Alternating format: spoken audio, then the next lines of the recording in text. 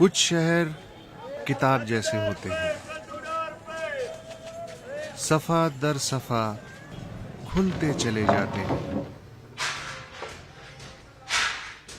جامپور بھی شاید ایسی ہی کوئی کتاب ہے، قدیم، بوسیدہ، کرم خوردہ، خستہ مخطوطوں جیسی۔ گو اس شہر کا مسودہ وقت کی آندھی اڑا لے گئی، پھر بھی ٹیڑھی میڑھی صدیوں سے زمانہ حال میں گھسنے والے کوچوں، کنگال دیواروں، پتھرائے دروازوں، بدن دریدہ چوباروں، یتیم جالیوں، تاریخ میں اگتے درختوں، مسکین سے سناؤں، کاریگروں اور پیشہ گروں کی شکل میں جامپور آج بھی اپنی کہانی سنانے پہ بضد ہے۔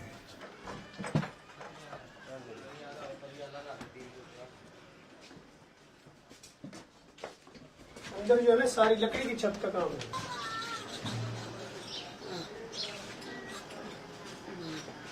یہ گائے بھی چھپی ہوئی تھی، بندہ بھی چھپا ہوا تھا، چننا کر دیا۔ اب زوالیہ نشان بن جانے والی ان عمارتوں کو جانے کس نے سوچا ہوگا، جانے کس نے بنایا ہوگا۔ وہ یہ کرایہ کی ہے، یہ ہماری ہم نے اپنی نہیں بنائی ہوئی۔ کسی نے 250 روپے میں خرید کری، کسی نے 500 میں کری، کسی میں 200 میں، جیسے بولی بلی۔ وہ کہاں چلے گئے؟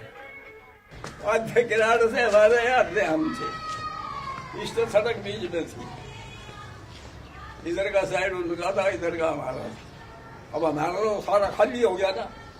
3-4 دن کے بعد جب ہم نے جا کے دیکھا نہ کڑی تھی نہ شتیر تھے، کسی گھر میں دانا تھا نہ سبا لوٹ لاٹ کے لے گئے۔ کوئی تنگ کر رہا تھا جو آپ یہاں آ گئے؟ کوئی تنگ نہیں کر رہا تھا ہمارے سے، بلکہ وہ ہندو تنگ تھے، نہیں رہتے تو رہ بھی جاتے۔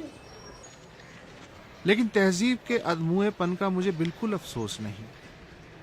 خوشخبری یہ ہے کہ ایک کو دوسرا زمانہ بھلے گہنا دے، پر عہد ساز ہنرمندی زمان و مکان سے قطعاً آزاد ہے۔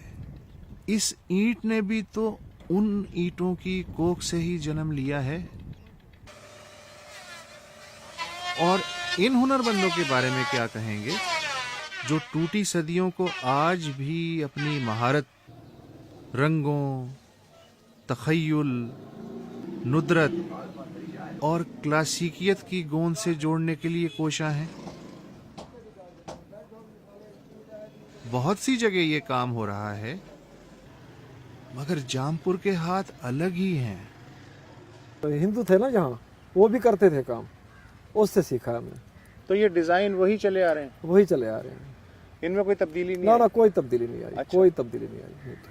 کچھ بڑے نفیس آئٹم بھی ہوتے تھے جو صرف جامپور میں ہی بنتے تھے لکڑی کے۔ اس میں جیولری باکس بنتے تھے، چرخا بھی بنتا تھا، اور سنگار باکس بھی بنتے تھے، سنگار میز بھی بنتی تھی۔ اب جو وہ ہے نا کاریگر پرانے چلے گئے، اللہ کو پیارے ہو گئے۔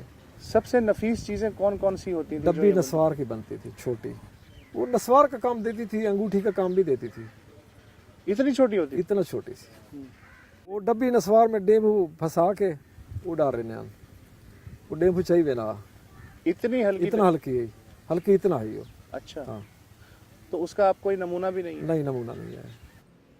ختم کہاں ہوتا ہے فن، بس لباس ہی تو بدلتا ہے۔ جیسے یہ ہاتھ 42 برس پہلے تک چوبی چارپائیوں کے نقشین پائے بناتے تھے، اب ان کے نقش تبادلہ ہو کے قلم پر آ گئے ہیں۔ صورت الرحمان پین پہ کندہ کی ہے پوری، اور صورت واقعہ میں نے کندہ کی ہے۔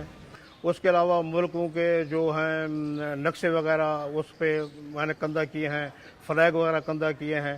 ایک امریکہ کا فلیگ بنایا، اس میں ٹوٹل ریاستوں کی جو وہ شناخت ہے وہ علیحدہ دکھائی اس میں فلیگ میں۔ وہ سب سے مشکل کام تھا، چونکہ اتنی بڑی ریاستیں اس میں شو کرنا، پھر اس کو ساتھ نقاش بھی کرنا، ساتھ لکھائی بھی کرنا، खताते भी, वो बहुत बड़ा मुश्किल काम था। तो आपके इस फन का आपके घर में कोई वारिस नहीं है? वारिस वही बच्चे हैं, अगर मेरे बाद अगर वो करें तो उनकी मेहरबानी है, जो फन आगे जा सकता है।